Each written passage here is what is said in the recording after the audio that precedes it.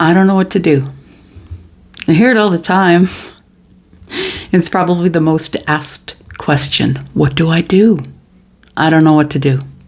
Yeah, you do. You know what to do. It's not confusion. It's avoidance. Because you know that what you want to do is going to make you do some things that maybe you don't want to do. So, what do? Well, you do it, but the reason that you hesitate is because you don't like what it's going to cost. And sometimes the cost is high. And I'm not talking money, right?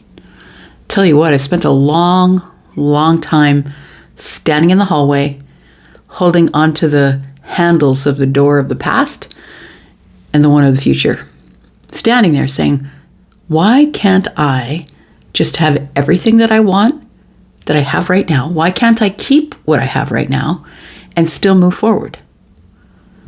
And I knew the answer. I didn't want to change. Change is hard for me, by the way. It's really hard for me. Look, it's not that I don't have the ability to change. It's just that I'm really very serious about change. Because for me, I never cha-cha.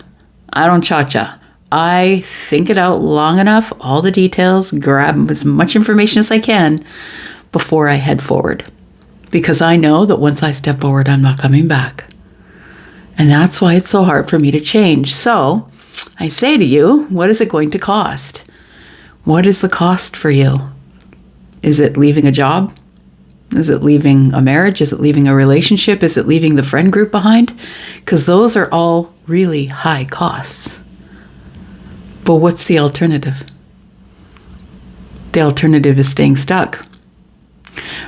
But when you are in a place where you want to change, but you don't want to lose anything, that's the conundrum, right? Yeah. So what will happen though? If we follow through on the thought process, what will happen if you don't make the call? If you don't do all the inviting? If you don't invite everybody and make all the plans and cover some of the costs and fix and extend the invite, send the text, what's going to happen? Who is going to show up for you is what I wonder. And I know what the answer was for me because it got very quiet around here. When I stopped fixing and helping and being at the beck and call of people who required me for a service or for help or for advice, then that's where things got pretty quiet. And for a very long time, I stood in the hallway holding on to the door of the past and the future, saying, no, I'm not going to change. I want the situation to change. I want the situation to change around me. And that's why I stayed stuck for such a long time. I wasn't the person, growth is not glamorous.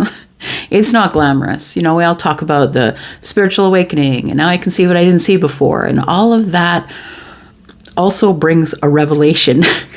And for me, the revelation was, how did I let that shit go on for so long?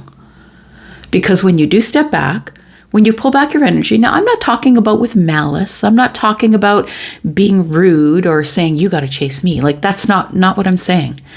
But I'm saying that there are a lot of people that you service, that you help, that you fix, that you offer, that you placate, that there's a lot of people who you offer a service to that you don't really know that you're offering a free service to. And when you step back, then what happens? It's a good experiment. And I did it. And you know what happens? It gets pretty lonely.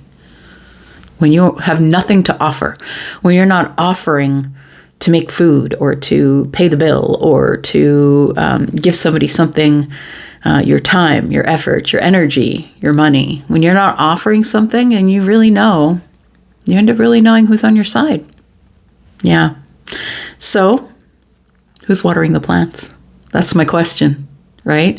Who's watering the plants? You get to know pretty quickly who's watering the plants when you stop watering the plants. And that's the truth. You get into this place of who you no longer want to be, or the person that you no longer are, and you are not yet the person that you want to be. So the growth process has not yet finished. You're still in the midst of coming out of the egg, and that space in between is really lonely. And that's the thing, is that most people know what to do. They just don't want the truth of what it's going to cost. I say it a lot. The truth doesn't give a shit if you like the truth. The truth is the truth, right?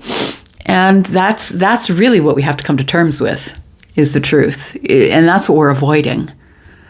Because when you've been somebody's friend for years and years and years, or you've been in somebody's friend group for years and years and years, or you've been in a marriage for a long time, or a relationship for a long time, and you keep telling yourself that it's happy, this is what I want. But if you stop doing all the things that you would do for that person, then what happens? And look, a lot of people will step up. Some people will step up. Depending on you and who you are, everybody's different, right? So you will know when people step up exactly who your friends are. But don't be surprised if it's only one or two.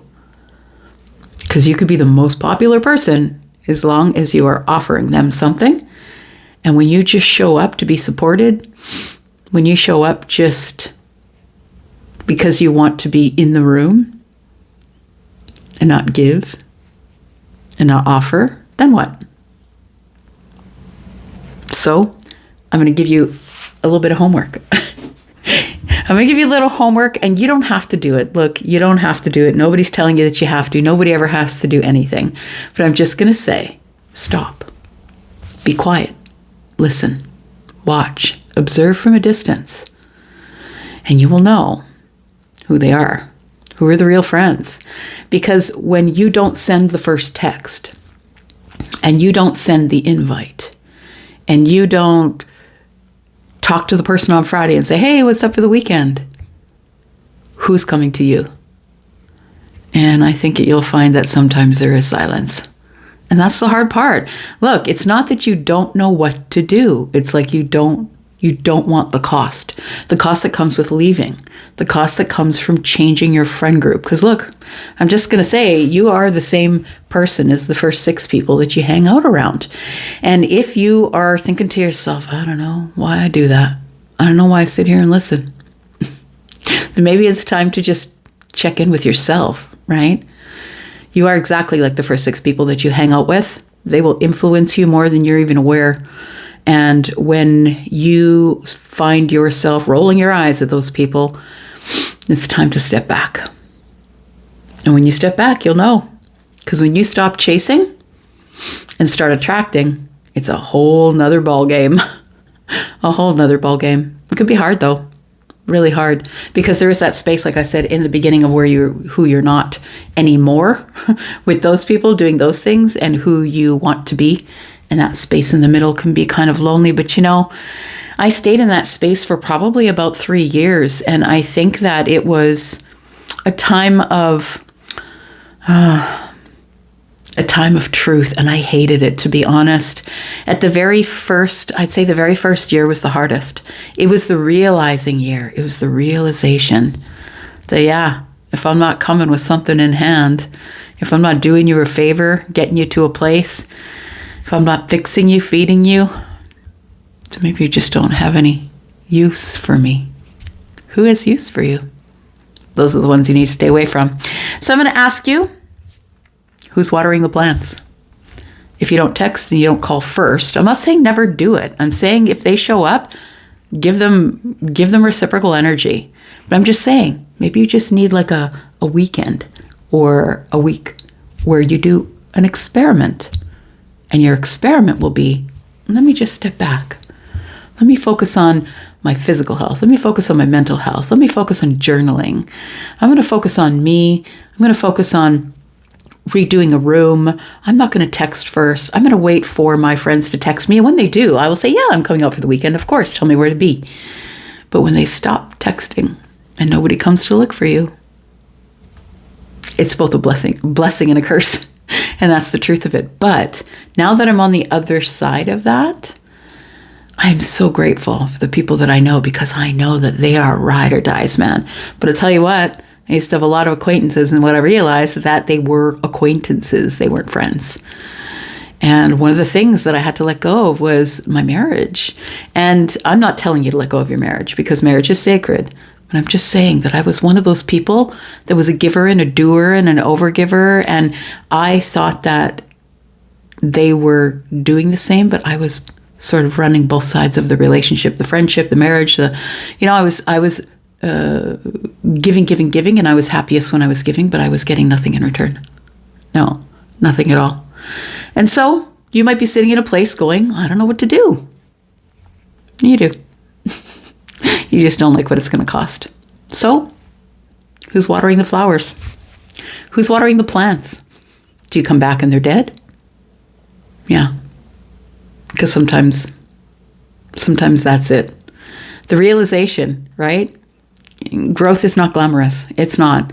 Having realization, third eye open, all that stuff, all the buzzwords we use, right? It at the beginning is not glamorous, but I tell you what, it will build you brick by brick. I promise you that. It will. You will get to a place where you love your company so much, like the company of self. And having anyone else come into your life is then such a blessing. Like, I'm telling you, the relationships that I have now are so much, like so few compared to what I had. And when I stopped chasing, I realized who was showing up for me. It was because I kept chasing and giving and overgiving that I didn't realize that I was running both sides of the relationship. And when I stopped, there it was, plain as day. But sometimes we don't stop. It's not confusion. It's avoidance. We don't want to know. We don't want to know what it's going to cost. Yeah. Anyways, things that I know at level 58 that I did not know at level 38. And I'm grateful for them, for sure. Grateful for the knowledge and the wisdom. My life is very different than it was back there. Yeah. Got some great ride or dies, man. But it took backing away to realize who was really there and who really wasn't, and who I was chasing. I didn't realize I was doing so much chasing. And now I'm a person who, I'm not aloof or detached. I'm a person who will give reciprocal energy. I'm not always waiting for them to text me, call me. And I will reach out to my good ride or dies, right? Because I know that they're always going to check on me. If they don't hear from me, if I...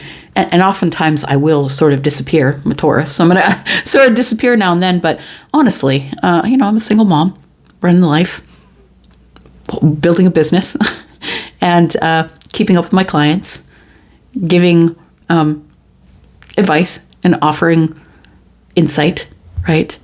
And not only that, I'm just doing all the things that you're doing in your life. And sometimes I just need someone to stop me and say, hey, where are you? And I'm so grateful for those people. But it was because I stopped watering the plants. Yeah. Now I have a bunch of gardeners. Now I have a great big garden. So how are you going to grow your garden? Who's in your garden? Right? Who's taking care of your garden when you're away? And who's going to poke you? Hey, where are you? Yeah, I have those people now. And I'm grateful for it. It is what it is. Level 58. I love it. All right, I'm going to go for now. Thanks for coming here and watching. Appreciate you. Bye.